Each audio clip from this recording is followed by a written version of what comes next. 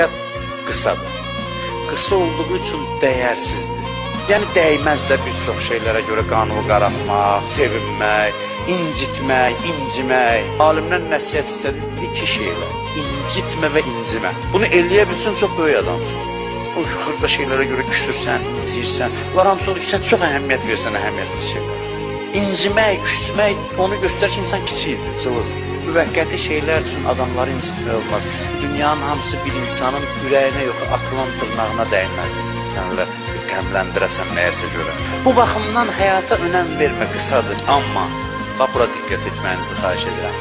Amma axirət həyatına təsir baxımından dünya çox önəmlidir. Bir baxımdan qısadır, əhəmiyyətsizdir, Allah kiçildir dünyanı. Bir baxımdan mənim gələcək mənzilim burada müəyyən olunur. Bu da artıq diqqət və həmin önəmsiz dünya çevrilir olur önəmli sənə.